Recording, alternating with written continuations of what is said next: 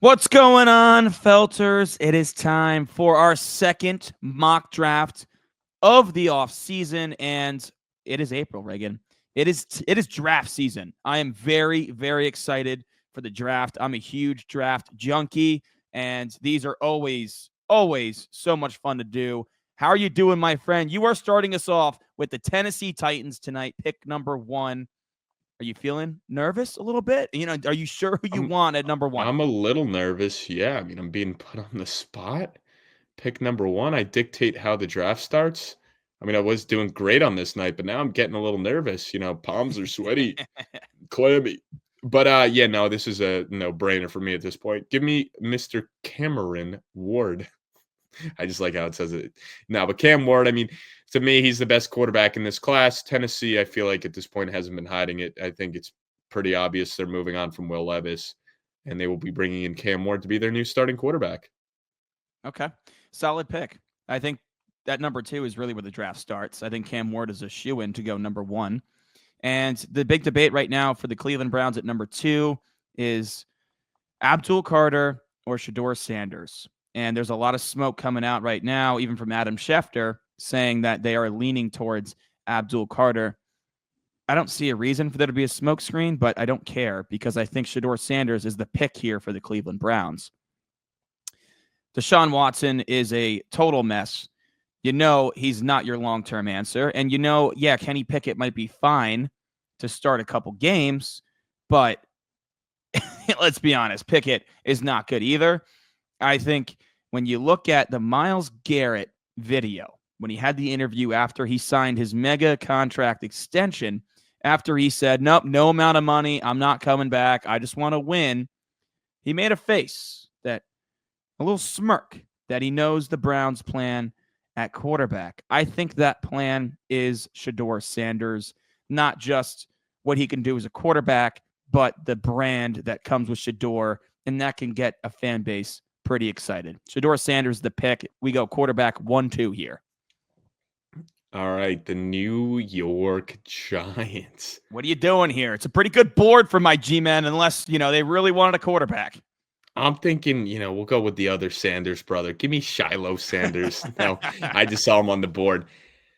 I'm going to go a different route here. A lot of people have been saying Travis Hunter, but I'm going to go a different route. Give me Abdul Carter here. I'm going to go. Okay. It's pretty obvious at this point, Kayvon Thibodeau is not what you thought he was going to be. You can obviously go with Hunter. He's very dynamic. But I think Carter fits where the Giants are at right now in this win now mode type thing that they have to be, which obviously I've said it's over and over again a mistake. And I'm not saying Travis Hunter is going to be bad. He will definitely be a beast. But I think it may take a while for him to adjust. He's going to be a project where, is he going to be more of a corner? Is he going to be more of a wide receiver? He's going to be getting moved around a lot, where Brian Dable and Joe Schoen do not have time for a player like that they need to figure out how to use him. They need a guy like Abdul Carter who can step in right away, pair him with Brian Burns on the other side, and just wreak havoc. That is a pretty scary D-line when you look at it. So they go the best player available, 2 sick edge rushers, and then obviously on the interior they have Dexter Lawrence, and that gives the Giants a chance to at least compete in that division against some of the best offensive lines in football, or one of the best offensive lines in football, like the Philadelphia Eagles. Yeah, you really can't go wrong with that pick, Reagan. I think this is very easy for the Patriots here at 4, Travis Hunter, and I don't think it's a difficult decision for how they're going to use Travis Hunter. He's going to be a full-time wide receiver, and I think they sprinkle him in as their third corner on obvious passing situations, get him on 20 to 35% of snaps on defense. You have Christian Gonzalez. You just brought in another big-time corner, Carlton Davis. So you don't really need Trav at corner as much. But you know what? Yeah, you signed Stephon Diggs to a 3-year deal, more like a 1-year deal, the way the contract's structured. But what you really need is help for Drake May. Travis Hunter is your full-time wide receiver 1. When Diggs is healthy, he's your wide receiver 2. And you know what? Travis Hunter with Carlton Davis and Christian Gonzalez, a pretty sick cornerback trio. And Travis Hunter as just a receiver is worthy of this pick at number 4. He's the best receiver in the draft. And Todd McShay, for example, has I believe a 94 grade on Travis Hunter, just a tick below Marvin Harrison Jr. and Malik Neighbors from last year. So that's the type of player getting a receiver here to help out Drake May. Yeah, I mean, it's pretty obvious there, what you're going to do. I kind of left that one in your lap there. Yeah. Now it really gets interesting for the Pats if Hunter and Carter are gone and Shedeur slides, because then do you reach for an offensive lineman? Then it gets a little dicey. But, if one of those guys falls in the Patriots' lap, I think it's a run the card to the podium pick. Yeah, for the Jaguars, I'm looking at both the O tackles here. I mean, obviously, last year, and I'm blanking out his name. Who did they trade to Minnesota midseason? Cam Robinson. Thank you, Cam Robinson. So here you go out and you get your Cam Robinson replacement. I know Armon Mebou from Missouri has been shooting up draft boards very quickly after a great combine, but I'm still going to go with Will Campbell here. I mean, he's kind of been the consensus number 1 O tackle throughout this draft. So I think they stick to their board. I mean, he's obviously was a beast at LSU. He's played with a lot of good guys, or a lot of good, talented wide receivers where he's been able to block for him, give the quarterbacks time to get the ball downfield to those guys. So just a physical freak. So I'm excited here. But I don't think the Jaguars can go wrong in this spot either. I mean, being at 5 here, you have your pick of the litter. I mean, if the draft board shakes out like this, you can go and get whatever offensive lineman you want. They could have also gone Mason Graham, but I just think, right now offensive line's a bigger need. And, you look at Trevor Lawrence, one of the biggest knocks on him of recent is just the health of him. He's been dealing with all these different injuries, and the best way to prevent it is by getting him, some beef on the outside to protect him. Yeah, I mean, I think part of you making that pick is you want Mason Graham to fall to your Jets at 7, but, I'll let it slide here. I know what you're doing, dude. But, yeah, I mean, I'm not sold on Walker Little at left tackle for Jacksonville either, even though they paid him. That was Balky that paid him, though, before he got fired. It's just a very weird decision by Khan, the owner. But whatever. It's a fine pick. You can't go wrong with Will Campbell there. I'm on the Raiders here at 6. I mean, do I just go the popular route here? It seems to make too much sense that Ashton Jeanty is the pick here for the Raiders. This is, I mean, Mason Graham, you could argue, is the best player on the board here, but that's not what the Raiders need. The strength of their team is the defensive line with Christian Wilkins. You just took Tyree Wilson 7th overall, obviously Max Crosby. Like, the strength of your defense and your team is a D-line. Let's go with a Pete Carroll pick here in Ashton Jeanty to help out Geno Smith a little bit. This running back room is awful. And, I thought about going Tet McMillan here. Not going to lie to you, going receiver, because Jacoby Myers, your number 1 receiver right now, and that's not going to get it done. And, you could argue there's more backs available to get one on day 2. You could go Tet here. I just think Ashton Jeanty is a much cleaner prospect than Tet McMillan. I think this is a double at the least and a grand slam at the ceiling, where he's going to be one of the top backs in the league. I mean, he was 27 yards short of Barry Sanders' record. That's ridiculous. His contact balance, his breakaway speed, like, this dude's a stud, and you can't go wrong taking Ashton Jeanty here. Now, him with Brock Bowers, that's a lot of juice on this offense now. You might be surprised, but I will be going with Armon Mebou, the O tackle. Oh, wow. I know the interior is such a big need for the Jets right now, but we need another tackle to pair with Fashanu, never mind. We need another tackle to pair with Olu Fashanu. I know I said it weirdly, but we need another tackle to pair with him. Obviously, Mebou is a physical freak, very athletic, tested off the charts at the combine, and it fits well because we're going to be a run-heavy type team. This guy can move. We're going to be having all these dynamic plays, getting Fields on the outside on the move, Breece Hall, Braylon Allen. I think he kind of fits perfectly, and, it solidifies our last bit of need at right tackle where he'll play, because we got Simpson, Tippmann, Vera Tucker. They just need to figure out the right tackle. Warren Carter is not the answer. Last year we had Morgan Moses and we had Tyron Smith. Both guys are not on the team anymore, so we get our other O tackle for the future here. Could have gone with Mason Graham, but I think that's a predictable pick where everyone would be like, oh, defensive coach, of course he's going to want to make a splash. But I think Aaron Glenn's like, just because I'm a defensive coach, I understand when I was in Detroit, you got to build in the trenches first so that you can establish the run and run it down people's throats to kill time on the clock to get your defense off the field. So I think he understands that. And with this pick, that achieves that. Yeah, it's a good pick, Reagan. I think it's becoming one of the more popular selections for the Jets. And you also have to consider Breece Hall, Braylon Allen, you would say is a pretty damn good running back group. Very young, a lot of promise, even room to grow. But you're the 31st ranked rushing offense last season. That doesn't really make sense to me. So Mebou here makes a lot of sense. Yeah. I like That'll it. change just with having Justin Fields too. I will say Tyler Warren's very tempting, though, there for the Jets. It seems like a luxury pick, but it's very tempting. Tackle's a bigger issue.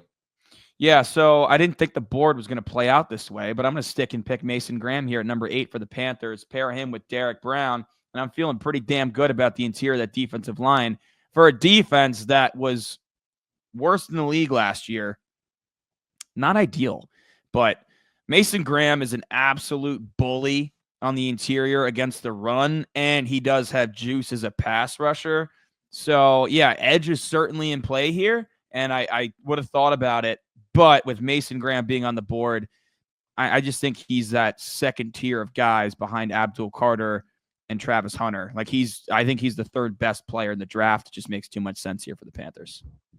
Yeah, no, I like that a lot. And then, obviously pairing him with Derek Brown, he's the stud. Obviously he got injured last year, but that's a nice 1-2 punch in the interior right there. Absolutely. Something to get excited about in the trenches in Carolina. So for the Saints, I'm actually going to go with Tyler Warren here.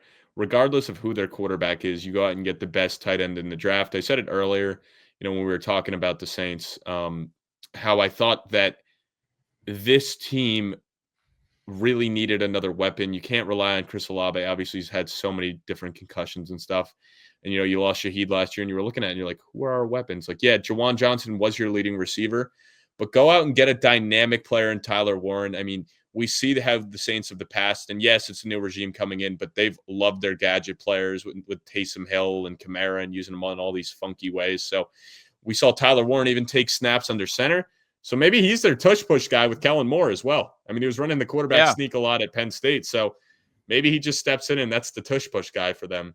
But I think at the very least, whether it's Derek Carr or Spencer Rattler, or maybe they draft a guy in day 2, at least you're getting them a top tier weapon. Or maybe they roll with Carr all year, and next year you draft a rookie quarterback and it's like, hey, you got Tyler Warren and Chris Olave to come into to play with. So I like it. Bears here. It's tough. Ashton Jeanty would have been my pick. One of the offensive linemen could have been my pick. But I'm going to go with Jaylen Walker, still on the board here. Bears just boosting that defense where they kind of took a step back last year, and it was pretty disappointing. I like their secondary a lot. I did think about going Will Johnson here, though, to pair with Jalen Johnson and then have Tyreek Stevenson bump into the slot, and I think that would have been a really nice secondary. But Jaylen Walker, I think, is the pick here. The versatility that he has to play on the opposite side of Montez Sweat. You got Grady Jarrett you brought over on the interior, Gavon Dexter, who you took on day 2 out of Florida a couple years ago, shown some flashes. I like your linebacker core of Edwards and Tremaine Edmonds. Walker provides versatility where he can play there, but he also is going to be mostly off the edge. I think that's what the Bears need. They need more pass rush juice, especially when you consider the top teams in their division all have great offensive lines, particularly at tackle. You think of Detroit, Minnesota, Green Bay, not quite as good as those two offensive lines at the tackle position, but if you're going to win this division, you need to get after the passer and disrupt those dominant offensive lines. Jaylen Walker, I think, is a home run pick for the Bears here. Now, the 49ers sit here in that 11, licking their chops. They'll take Will Johnson, their Chidarius Ward replacement. Great pick. Obviously the defense took a major hit in this offseason, losing Greenlaw, Ward, Fuanga. Who else? They lost one other guy in the interior. Javon Hargrave. Hargrave, yes. So obviously the defense took a major blow this season, and you bring in Robert Saleh. He's a guy who obviously drafted Sauce Gardner, and he also brought in DJ Reed and drafted Michael Carter. So he's a guy we've seen have elite secondary units and especially elite cornerbacks. So he gets his, shut down, lockdown corner in Will Johnson and can really help bolster this 49ers defense right out of the gate. I love it. Love that pick. That's what I have in my personal mock as well. So home run there. Cool. All right. Number 12 here. Yeah, wide receivers tempting. I don't think Dallas is going to take a receiver here. I'm going to go Shemar Stewart, edge rusher from Texas A&M. Look, the signing of Dante Fowler does not deter me from taking an edge player here. They've lost DeMarcus Lawrence and Chauncey Colston along that defensive line. Micah Parsons is still not under contract with an extension, which doesn't make sense to me. It's like Jerry Jones is waiting to pay him the most possible money he can. But you look at Stewart, production was not always there, similar to Michael Williams, but he had one of the highest relative athletic scores in combine history. And you just think of the potential of him with Micah Parsons and what that could do in the NFC East if he lives up to expectations. Stewart staying home in Texas here to the Cowboys. And I think Jerry Jones is pretty happy with his defensive line, which this defense needs to get back on track after a big step back last year, partly due to injuries, partly due to the loss of Dan Quinn. This might be a reach, but he's the best safety in the draft. And obviously with the loss of Javon Holland, the Dolphins will be taking Malaki Starks. I mean, he's a stud out of Georgia. You know, it really comes to, I think the reason why he's falling this far is not because of the talent, but just what the safety position and the safety market has become, that you don't see a lot of teams taking premium picks on him. But, you know, I wasn't in love with a lot of guys on the board. I don't think the Dolphins need to go wide receiver, so why go Tet?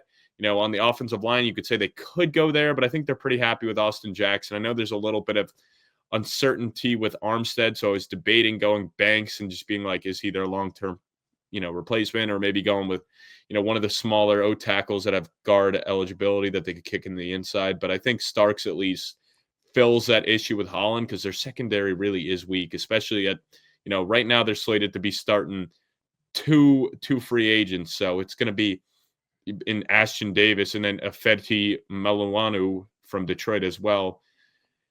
And even their corners aren't great either. A lot of undrafted guys. So it's Jalen Ramsey and a lot of nobodies. So they need to try to bolster that secondary. Otherwise, they're going to be barbecue chicken all season. Barbecue chicken. I like that pick. I'm a big fan of Malaki Starks. All right. I got the Colts here. This one would have certainly been secondary, and I still thought about it. They did bring in Travarius Ward and Cameron Bynum on the back end to help out the 26th ranked passing defense last year. Jahdae Barron just really sticking out to me. But ultimately, your goal this year is to make sure Anthony Richardson is your answer. And to do that, I'm going to go Colston Loveland, tight end out of Michigan. His stats will not tell the story of the type of player he is, in a different way from a Shemar Stewart type, where it's not like the production wasn't there from his own being. It's the quarterback play at Michigan was just god-awful last year. But he made a lot of plays with McCarthy in 2023. He was a former first-team All-Big Ten tight end. He's got a really wide catch radius. He's a great athlete. And whether it's Richardson and Jones battling for the starting job, and whoever's the most consistent is going to get it. And that's coming from two of the most inconsistent quarterbacks in the league the past couple of years. So we shall see who's the least inconsistent to win that job. But regardless of who your quarterback's going to be, Loveland makes life a lot easier over the middle of the field, especially for a guy like Richardson who's wildly inaccurate. Let's get him some layups. So the Falcons are smiling here. They get to bring home the hometown kid. Michael Williams, the edge rusher. Pass rusher. Yeah. He fills a huge need for them. Born and raised in Georgia, played for the Bulldogs. You know, one of the better physical freaks in this draft, you know, 6'5", 260. So he can do it all. I mean, he can pass rush. He can stop the run. I mean, he's, you know, just a huge need for them. Something Atlanta dearly needs. If they go offense in this draft, am I going to be shocked? No, because of what they've done. But I really hope they go edge. I mean, that was one of their biggest issues. Judon's gone. That experiment didn't work out. So you need to go get an edge rusher. And why not get the hometown kid who put up big numbers at Georgia? Great pick. Great pick. I'm stuck here at 16 with the Cardinals, and I'm like, you know, it's just weird what their needs are. Because I really would think offensive line. They need a lot of help on the interior. You know, I'm fine with Paris Johnson at left tackle you just took. I mean, I guess Jonah Williams at right tackle is fine. The interior is so bad. I also think they could upgrade the defense, but I'm trying not to stick to what I did in my own personal mock. But You know, it just makes too much sense. Give me Jahdae Barron, corner from Texas. They still need so much help in that defense. And I know we talked about the Cardinals. I did tip the cap to Gannon and what they did with the talent that was on that side of the ball. Edge rusher is certainly in play too, but with the addition of Josh Sweat, it's not as big of a need. Where I think if you add a Jahdae Barron who's played over 600 snaps in the slot and on the outside the past 2 seasons, he had, I believe, 5 interceptions last year. So he's going to take the ball away. He's got that versatility. He's flying up draft boards. You pair him with a Sean Murphy-Bunting, a Budda Baker, and you know what? You start to see the strength of this Cardinals team. Yeah, I like that one a lot, honestly. And Gannon's obviously a sick defensive mind as well, so I think he'll, be able to do some cool things there. For the Bengals, I will be going with edge rusher Mike Green. This guy's a bit of a project in the sense. I mean, it's 1 year of tape out of Marshall, so it's not the biggest school, but the numbers are just crazy there. Physical freak. How long will Trey Hendrickson's be there? Obviously, Sam Hubbard retired, so it might be a little bit of a reach. It'll be interesting to see where he falls, but I think the Bengals are in a spot where it's like, let's take a lottery pick. We need someone that can make a big impact. We obviously have so much of our cap space allocated to 4 players right now between Hendrickson, Burrow, Chase, and Higgins. So they need to take a chance here. I'd be shocked if it's offense. I think even if the offensive line isn't great, Joe Burrow can still put up big numbers. So you need to go defense here. And I think edge rush is a huge need for them to pair with Hendrickson's. Yeah, he had 17 sacks, but you need another guy. Teams are going to adjust. And if ultimately you have to move on from Hendrickson because you're paying 3 guys so much money, at least Mike Green gives you a young edge rusher who we've seen put up big numbers before in college. Yeah, it's a great pick. I saw that one coming out of you. You're a big Mike Green stan, so I am. It makes sense. I mean, Cincinnati's got to go defense there, let's be honest. 18. Damn. Seattle Seahawks. I was not even pencil. I was with pen. Offensive line. But Tet McMillan is still on the board. I got to take Tet McMillan to pair with JSN. And just because you signed Cooper Kupp doesn't mean wide receiver is not a long-term need for this team after releasing Lockett and trading away DK Metcalf, who's your big body guy. Let's get another big body guy in McMillan here. Yeah, he's sliding down some boards. In my personal mock, I have him going top 10. I'll just say that. I think his physical ability paired with after the catch, I think it's just hard to find. He's a former 5-star recruit. The pedigree's there. I mean, it makes a lot of sense for the Seahawks team. Like, you want Darnold to be successful, and yeah, offensive line is certainly in play here, but I just think McMillan's just a much better prospect than what's on the board here, and I don't want to reach for an offensive lineman. So I'll take the guy who's 6'5". Yeah, his 40 was a little underwhelming, but like, what'd you expect? He's 6'5". You know what I mean? He's a monster. He's a first-team All-American. I mean, he was a beast last year. In only 12 games, 1,300 yards. You got to take that pedigree here. Add that with JSN, Cooper Kupp, Kenneth Walker. Let's address the interior of the offensive line on day 2, and I think Sam Darnold will have more success. All right. So for Tampa Bay, I will be going with an edge rusher here to pair with Kalijah Cansey and Logan Hall. I think they're going to beef up the D-line more. We know what Todd Bowles likes. He likes having a strong defensive front. He's got Vita Fea still, but I'm going to go with James Pierce Jr.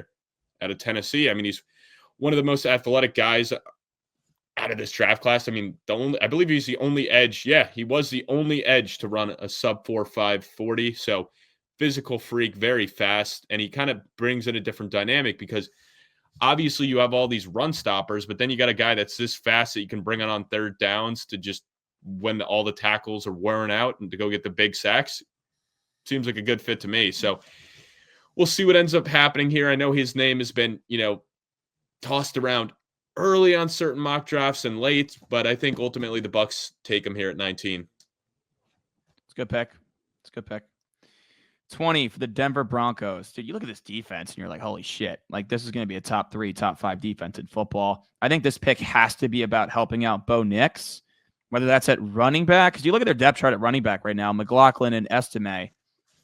I think it's a guarantee they will take a back.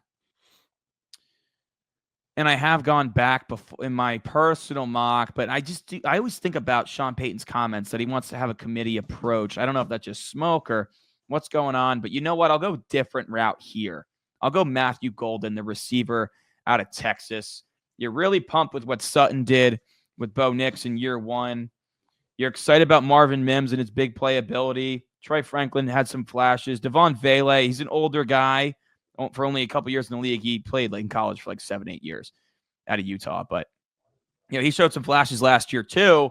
But let's bring in Golden, who's a different type of receiver than those guys in the sense that he's way more polished as a route runner, but he does have that 4.29 speed.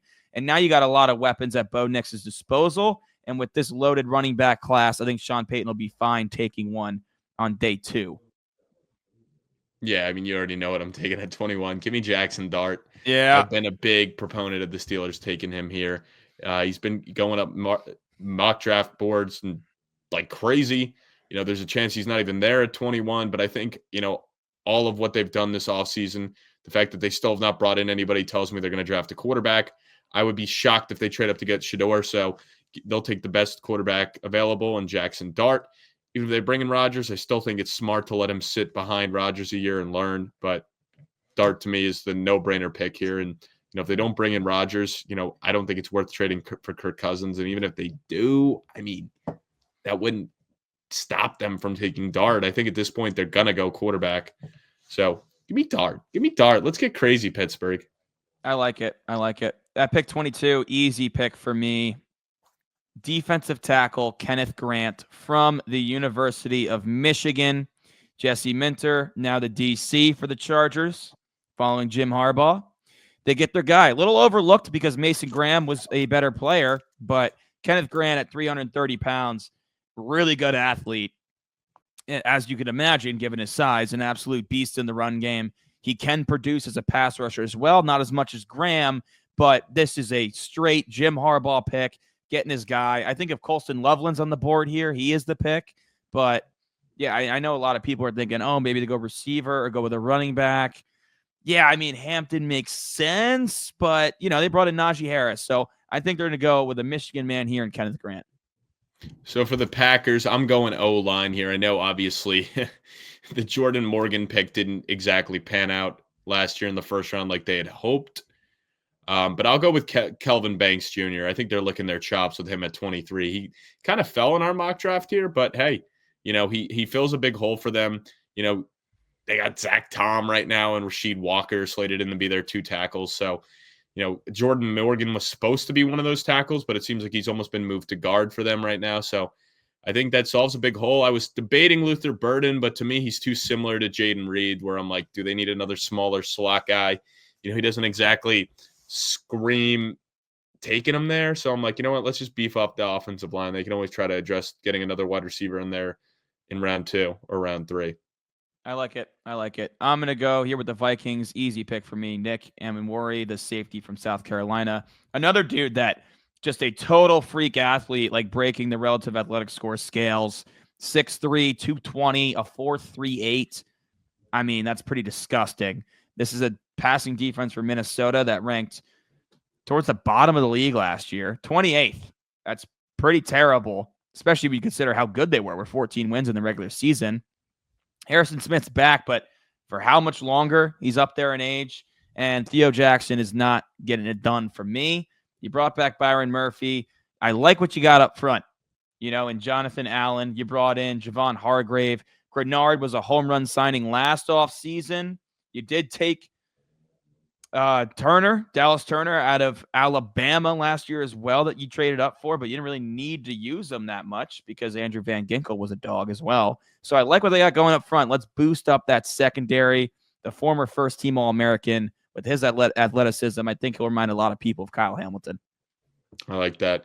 For the Texans, I'm going O-line. They're going to be going with Josh Simmons, a guy that we've seen play right tackle at San Diego State. Then he played left tackle at Ohio State. So he has both sides where he could play.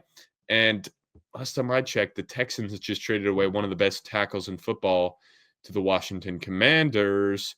So that means a big hole. And I don't think you make that move without thinking we're addressing his replacement in the draft.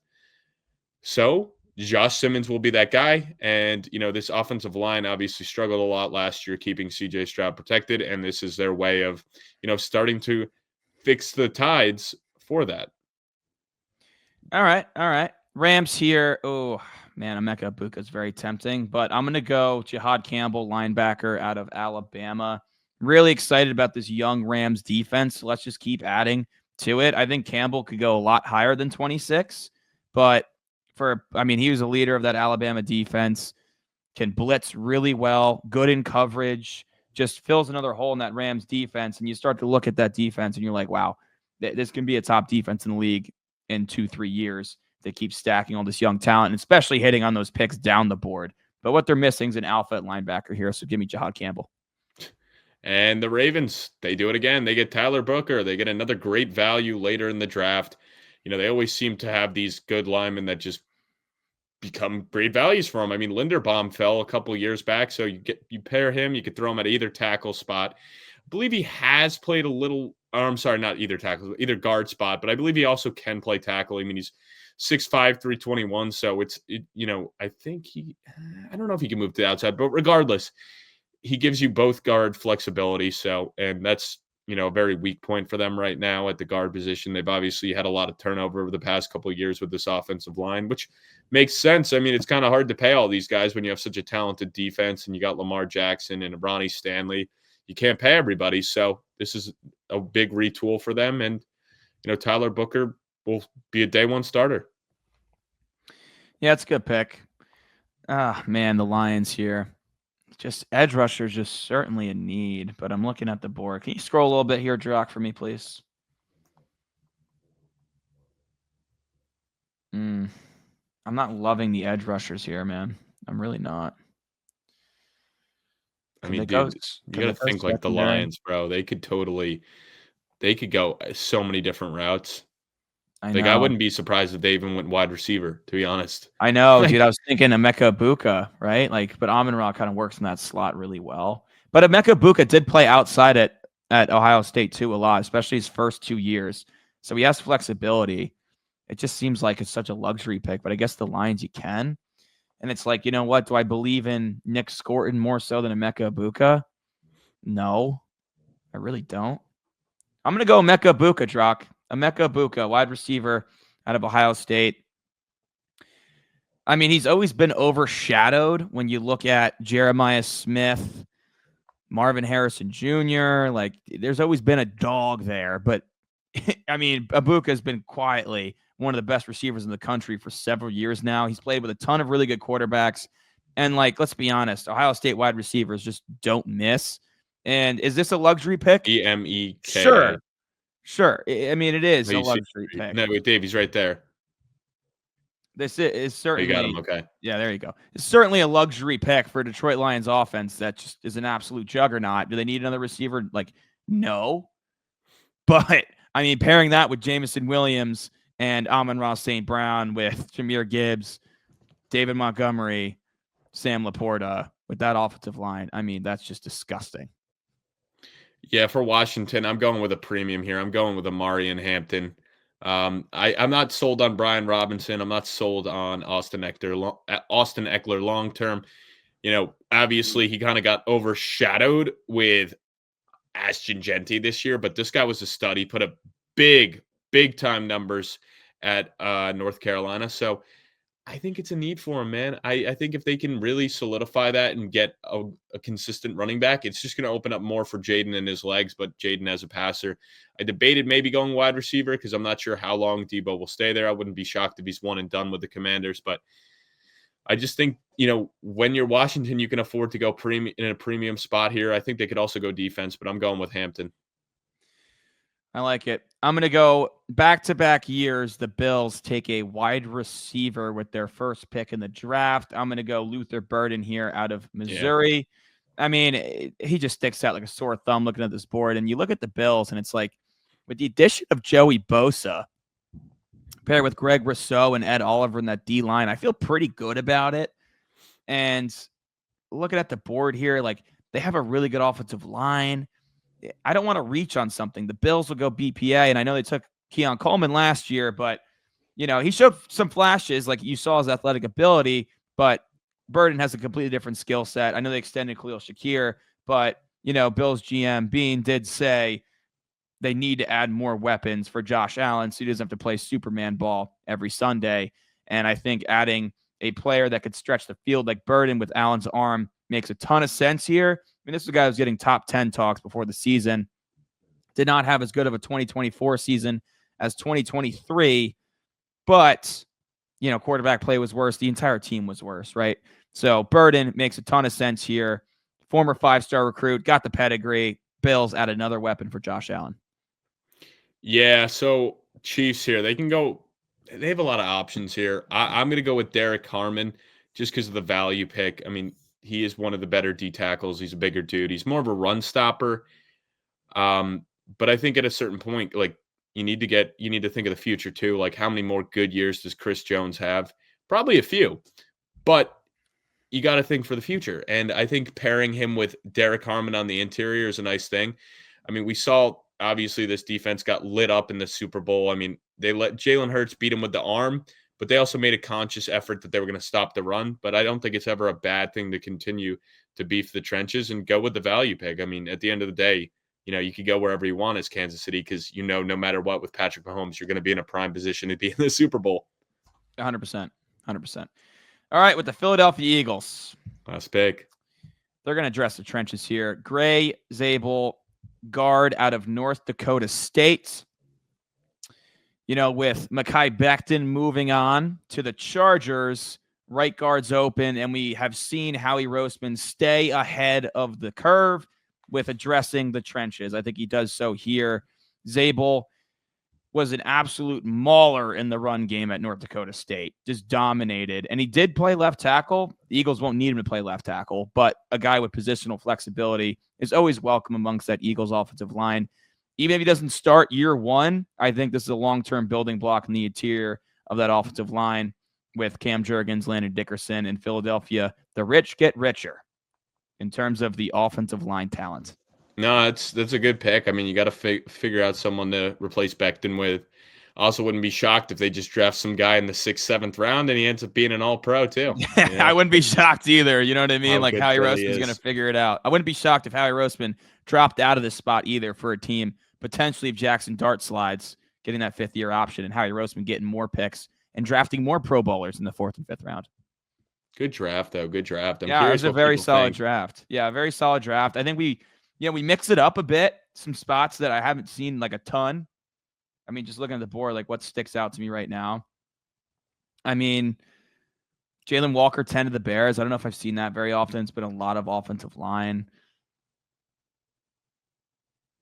McMillan sliding to 18 to Seattle. I haven't seen Seattle taking a receiver in any, but I think if he's on the board, that could make a lot of sense. Oh, yeah. I mean, they took JSN as their number 3 a couple of years back.